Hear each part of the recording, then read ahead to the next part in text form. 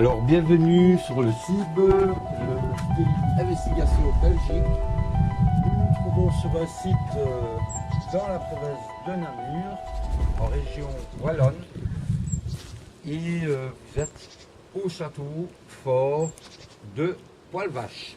Alors, le nom paraît bizarre. En fait, ce château a été construit avec un accord du côté de Namur et du Luxembourg pour la défense des arrivées françaises venant bien entendu du côté de Charleville-Mézières. Alors, ce château qui date donc du Moyen-Âge a été détruit par l'armée des princes-évêques de Liège lors de la guerre contre le côté de Namur. Alors, nous comptons bien entendu mener une enquête ici, à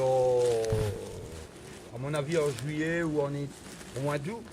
Nous allons prendre contact avec, je ne vais pas dire les propriétaires, avec la région de Namur, la province de Namur, l'office du tourisme, pour avoir l'autorisation bien entendu de venir enquêter dans ce fort qui doit être vraiment chargé en histoire. Donc vous devez savoir qu'en 1430 il a été détruit par l'armée des princes-évêques de Liège et depuis il est en ruine. Voici la partie côté sud du fort et je vais vous emmener du coup sur l'autre côté, le côté nord. Voilà, à tout de suite. Donc nous allons essayer de pénétrer un peu dans le domaine du château de la Poil-Vache. Vous me suivez?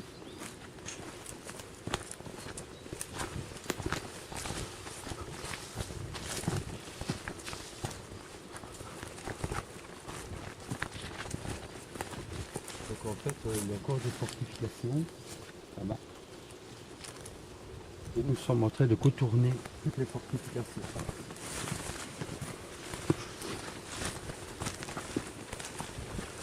Alors le domaine en fait doit être hyper chargé en histoire. Attention à vous.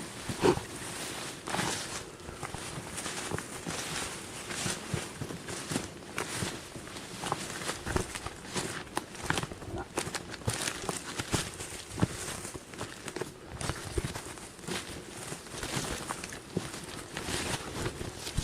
Donc, voilà une autre partie.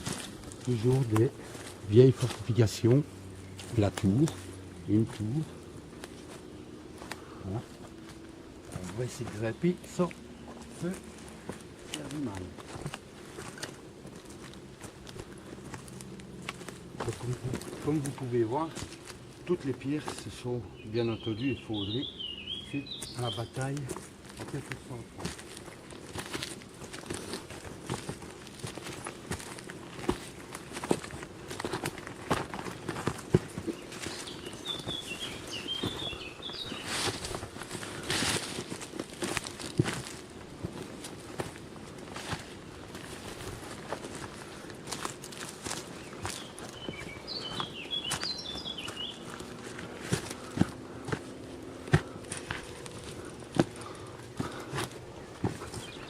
Vous pouvez me suivre, nous sommes à l'intérieur du château.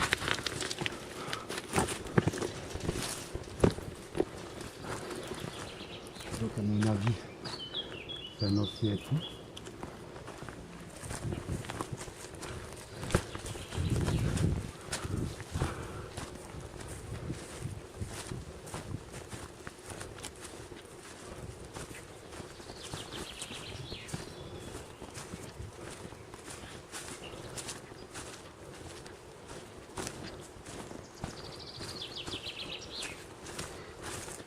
Donc là, vous avez la vallée de la Meuse, une vue imprenable.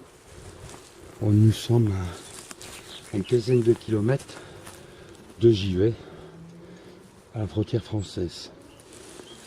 Donc, suivez-moi.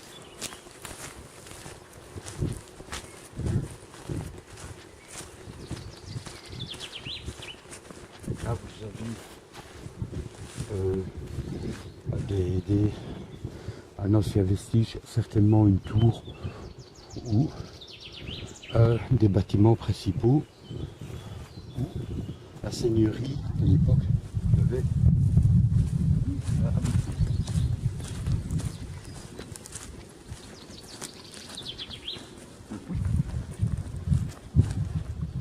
Donc sincèrement, ce lieu doit être hyper chargé.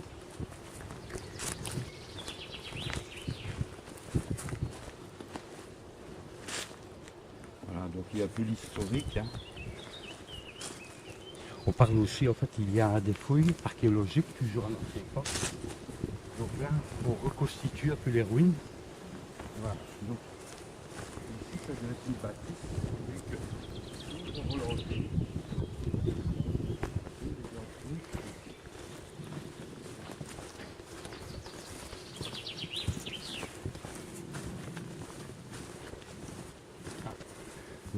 Là, c'est encore une porte d'entrée ici. Voilà.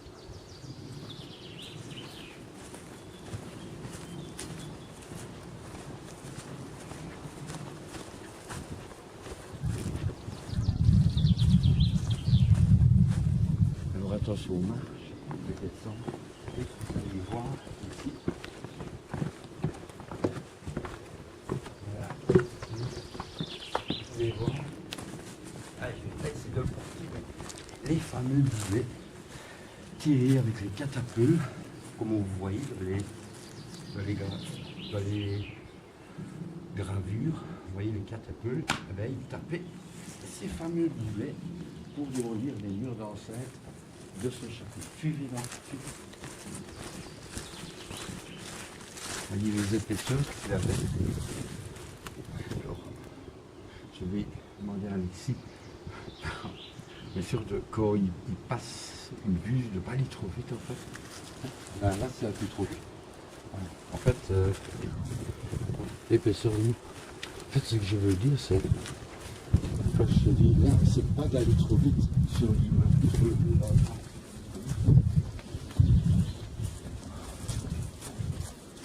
Donc ici, c'est une des entrées principales. Qui rentrent comme ça, en portugais, qui rentrent leur château. Les allées latérales, parce qu'il y avait deux murs de protection, bien entendu, pour en fait pénétrer sur l'intérieur du château. Alors suivez-moi, nous allons aller du côté ouest du château.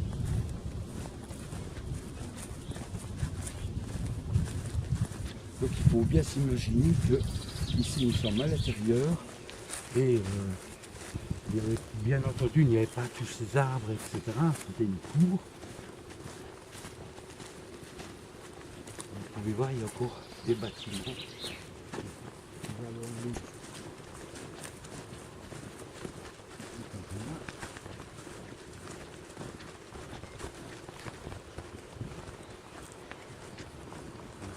Alors évidemment, c'est devenu touristique.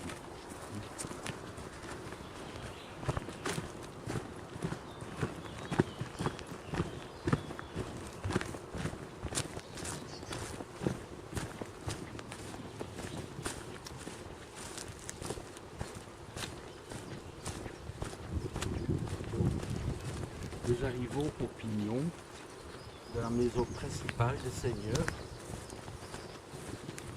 du château de Poil-Vache. Voilà. Donc nous pouvons, à mon avis, par ici, voilà. Nous pouvons donc voir les escaliers qui descendaient certainement dans les caves ou autres. Et nous voyons l'âme de cheminée qui est toujours existant et qui était la maison principale des seigneurs. Donc à mon avis, il devait avoir la cave. Donc, vous voyez encore des pierres qui supportaient les planchers, hein, comme on peut dire. Voilà. Donc à mon avis, dans notre domaine, dans le paranormal, il doit y avoir beaucoup de phénomènes. D'autant plus que là, sur le côté du pignon, on peut voir le passage, certainement, qui sortait sur les remparts qui sont en fait, qui longent toute la falaise. Donc je vous invite maintenant à continuer notre promenade dans le domaine.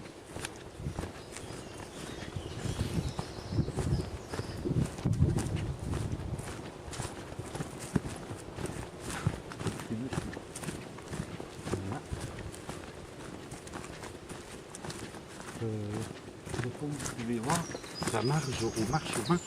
En fait, le site est immense, quoi. Donc j'imagine à 2 ou à 3 ici la nuit, ça doit être flippant et assez casse-figure.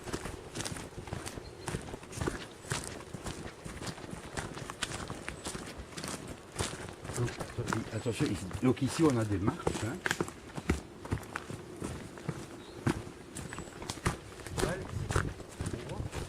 Ah ouais, nickel.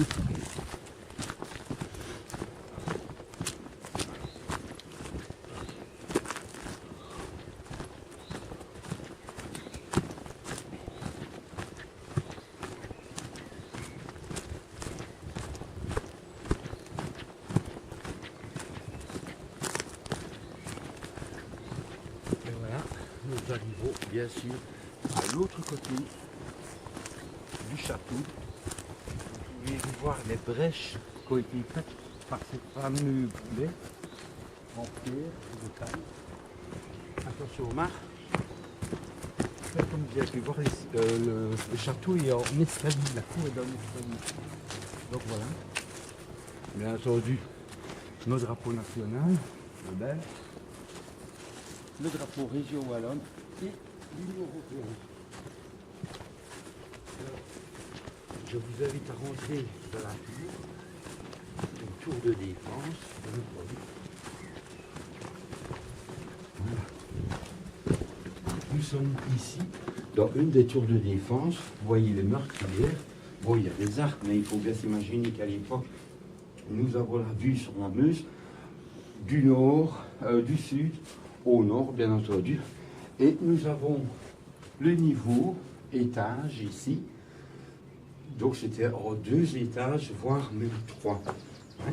Donc voilà, donc ici, s'il y a eu des combats, bien entendu, ce qu'il y a eu, il a dû avoir des tués, des morts pendant cette guerre, donc ça doit parler.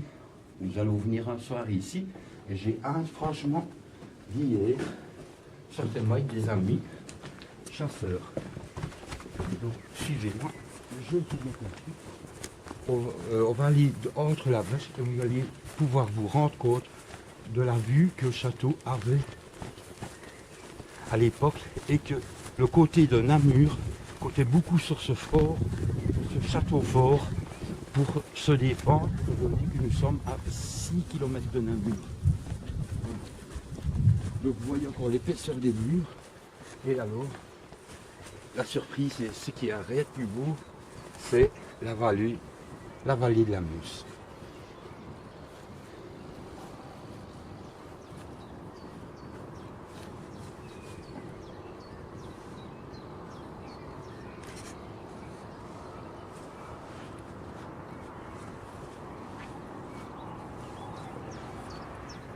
Voilà. Donc vous voyez que le château était super bien mis, mais malheureusement, il ne s'attendait pas que les Liégeois, donc je suis Liégeois et fier de l'être, que les Liégeois, ils pensaient qu'ils allaient venir par là, mais malheureusement, ils sont venus par les terres du côté du Luxembourg, avec les Bourguignons, le fameux sanglier des Ardennes, je crois que c'est Charles le Téméraire chez les Français, et ils ont eu l'autorisation en fait du côté de Luxembourg pour venir par leur terre donc, et atteindre le château par le côté sud du château. Donc malheureusement ils ont été pris par surprise en 1430 et le château n'a jamais été reconstruit étant donné qu'il est vraiment à pic de falaise. Tu seras dans le champ? Indigo. C'est parti. Bon alors, suivez-moi, on continue la petite visite du château. Donc ici, vous avez alors la partie inférieure du château qui reste. Voilà. Donc en fait le château, il faut se l'imaginer, il est en 2 niveaux. Vous voyez? Et il monte. Donc ici je vous invite à continuer à me suivre. Donc vous avez ces fameux piliers tout le long des remparts, les piliers de renfort qui vont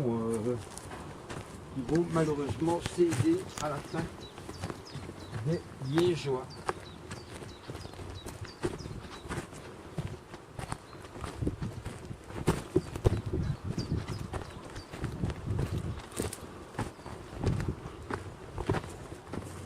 Voilà, donc vous avez toujours des petites pièces comme ça, certainement des garde-corps ou quoi.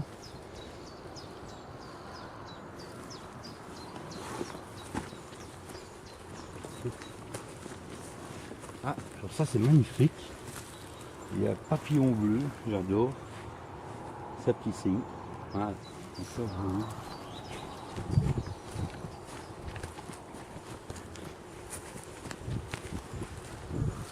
Donc imaginez-vous que dans ce domaine, il y a toujours des fouilles archéologiques. On y a trouvé des pointes de flèches, des armes anciennes, etc. Donc c'est un lieu à beaucoup respecté. Donc, certainement une tour carrée à voir les fondations.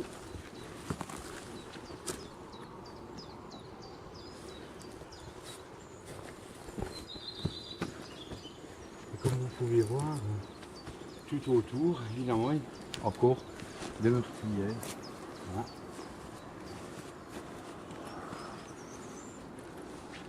Je ne vais pas descendre l'escalier, parce que voilà, il y a un escalier. Franchement, à mon avis, dans chaque petite pièce comme ça, avec des escaliers, il doit encore y avoir des résidus.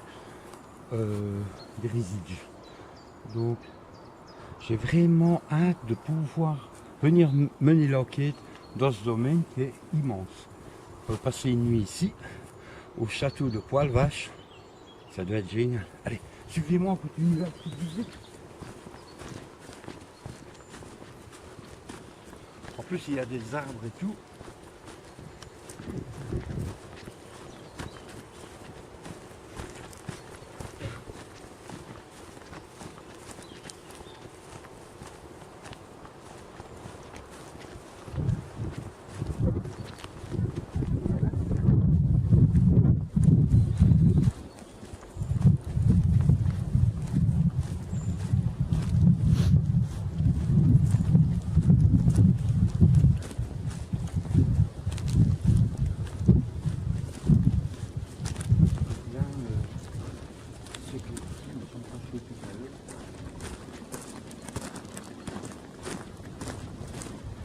Nous allons rentrer dans notre principale forteresse.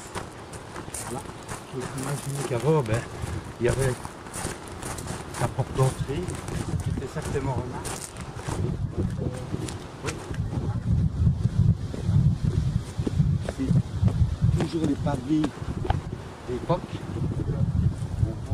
Ça c'était la dernière porte qui colonie pour le sol.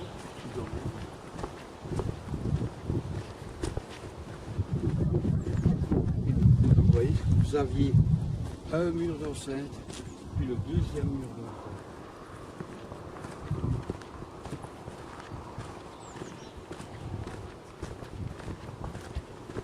Le poste de garde.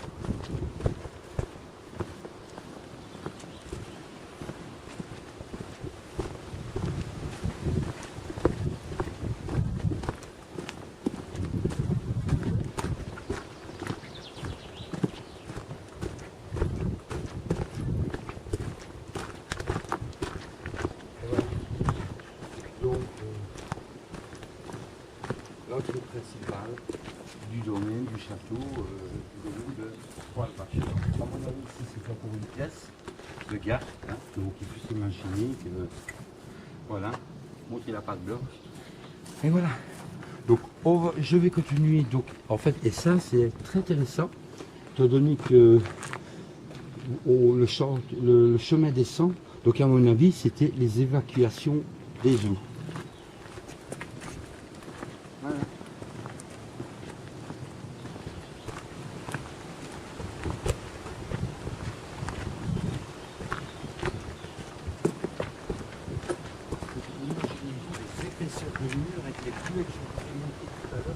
Taillé dans la pierre qui est dans les carrières par loin d'ici. C'est pénible.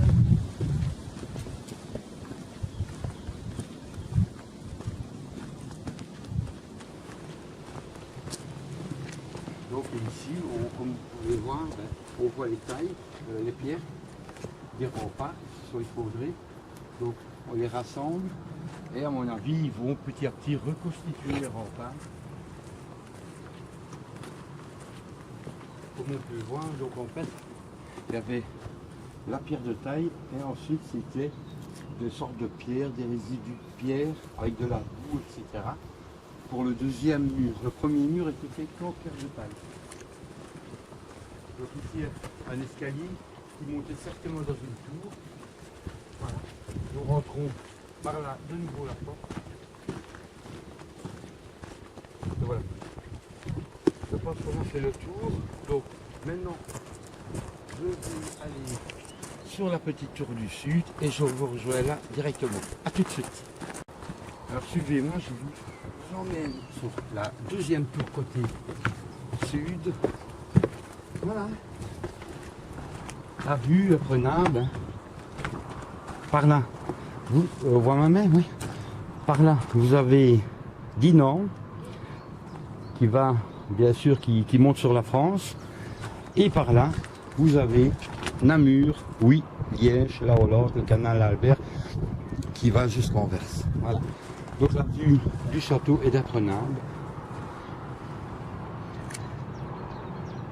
Alors, il était destiné à la surveillance et à la défense de la ville.